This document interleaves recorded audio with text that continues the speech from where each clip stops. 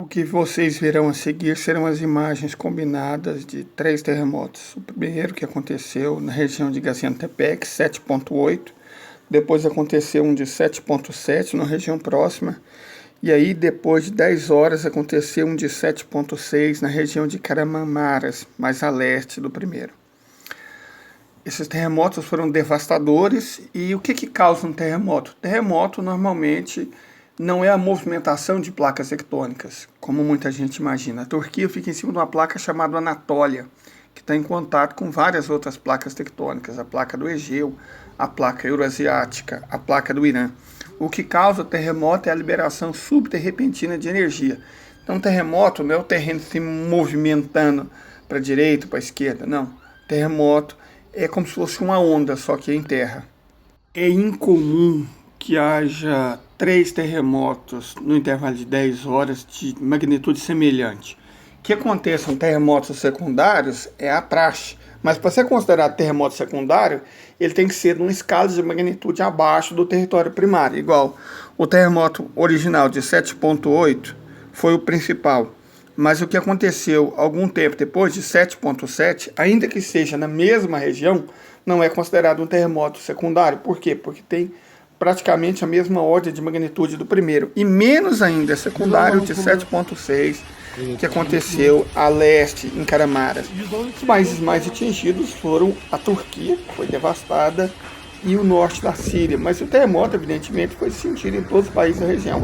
Armênia, Grécia, Irã, Palestina, a entidade, o Líbano, a Jordânia. Um terremoto dessa magnitude, na faixa de 7 até 7.8, costuma ser devastador, ainda mais se você considerar que ele atingiu uma região povoada, bastante povoada.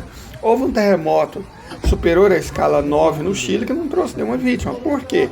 Basicamente porque ela aconteceu numa região despovoada, o que está bem longe de ser o caso da região atingida, que é o sul da Turquia e o norte da Síria. E pela posição do último terremoto, provavelmente também o norte do Iraque deve ter sentido alguma coisa, ainda o noroeste do Irã e talvez o extremo oeste do Azerbaijão ou o sul da Armênia pode ter sentido alguma coisa. A gente ainda não tem muita clareza. O que se sabe é que o número de vítimas fatais, originalmente pensado na faixa de 1.500, eu já vi relatos que falam em 40 mil vítimas em todos os países atingidos. Considerando que o último terremoto de grande magnitude que teve na Turquia causou mais de 17 mil óbitos, e que esses 3 foram muito maiores, né, e foram 3 em áreas distintas, eu acredito que esse número é errado. O terremoto você pode medir de 2 formas: a escala Mercalli, que mede a destruição causada, e a escala Richter, que mede a quantidade de energia liberada.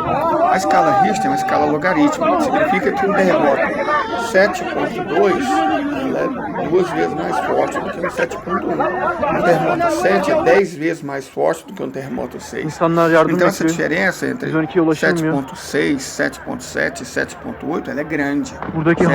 Terremotos na faixa de 7.5 para cima são terremotos devastadores em quaisquer circunstâncias. Que Deus os proteja.